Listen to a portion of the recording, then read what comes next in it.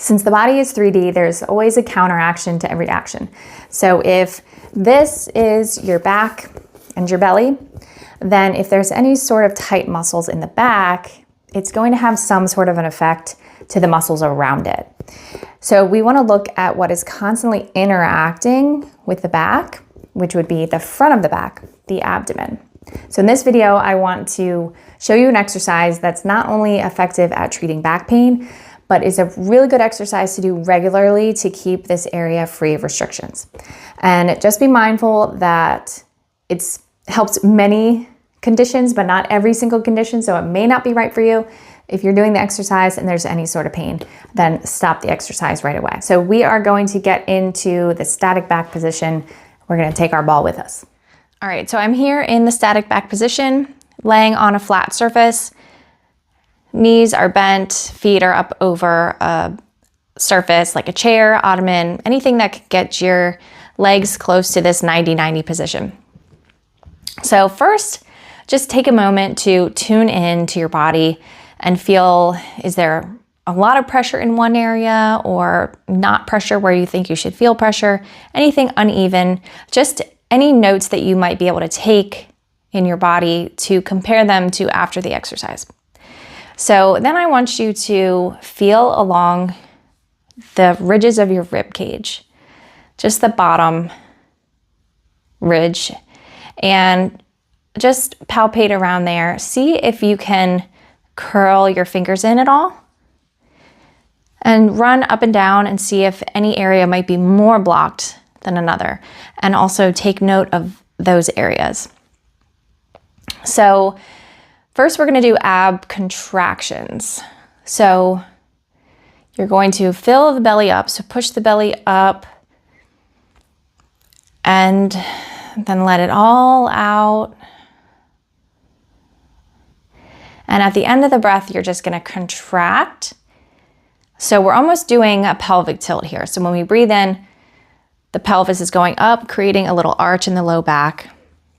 And then when we go out, when we breathe out and we tilt our pelvis under, we're getting that curve in the low back. So pressing the low back against the floor. So I'm exaggerating a little bit here. It's going to be very slight, but don't be surprised if you feel that movement of the hips. So we breathe in, fill up the belly, and then let it all out. At the end of the breath, you squeeze. So what we're doing here is squeezing the contents of the abdomen, and we are spreading, creating space in the vertebrae in the back. And as we go back and forth, it's almost like we are pumping blood and oxygen into that area. So we're creating just a tiny bit of space without the weight of gravity on our spine. So it's a little bit easier without upright gravity. There's still some gravity here. So all the way out, squeeze. So this should feel pretty good, like a little massage on the back, the pelvis, and the abdominals. So then what we're gonna do is take the ball. You can also use, this is from Tune Up Fitness. I have a link, an affiliate link in the description if you would like to get this specific ball, but you can use another soft ball. You can use a yoga block, a towel, or just your hands to give you some pressure. But this fits pretty well, so I like to use it. So what we're gonna do is continue with those ab contractions, but as you breathe in and you push your belly up, you're just gonna give a little bit of resistance with the ball. So almost like it's working to rise. And then you're going to exhale and then press the ball in. This might feel a little strange if you've never done this type of thing before, or even if you have, like you're pressing on your organs.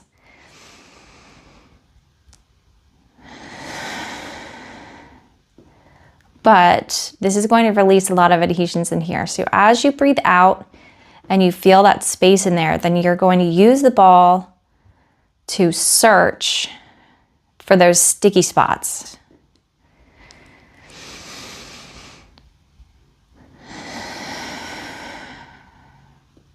So you can continue with the ab contractions or those deeper breaths, or just do smaller ones if you're working on something. So follow where that tension leads you or pulls you. And if you're feeling pain, don't try to push through it, but just try to understand what it means. Because it might be that feel-good hurt. So where there's something there and something's telling you to keep that pressure there and work through it. But if something is saying this doesn't feel right, then you want to move on or lighten your pressure. So when we're done with that, then we're going to reassess. So we're going to reassess just how we feel laying on the floor. And if we feel those pressure points differently, or the arch in the low back, if that was something that you had noted before, just see where the differences are. And then I want you to take your fingertips and feel along that ridge of the rib cage. See now if you can curl at all underneath, how far you can curl underneath. Is it easier than before? Is it just different? Any spot that you felt blockages in before, are those cleared? Are they better? Is anything worse? And then we're gonna find a good spot. If you can curl under, and you're gonna let the breath out and see if you can curl under a little more now that there's some space. When you breathe in, you're going to hang on to that rib cage and pull the ribs. Go very gently and pull it away from that stickiness. Each time you exhale, you should be able to get under a little farther and get a better grip on your ribs. And then breathe out and hang on, because it's going to try to push your fingers out.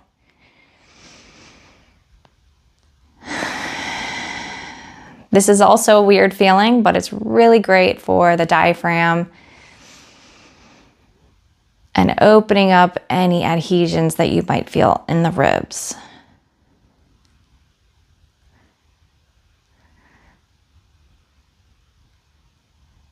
So it's feeling sticky for me on the left side, and you can see it's starting to unwind the hips a little bit. I'm feeling like this fascia is letting go or pulling. So just listen to where your body wants to go. You can do this as long as you want, but it is kind of a sensitive area, so you might not want to stay here for too long, especially if you do have a lot of adhesions here.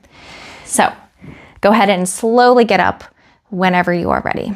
So take your time doing this and really get to know this area, as it affects so many other things, especially your breath, which is really important when it comes to function and to healing. I hope this helps, and thanks for watching.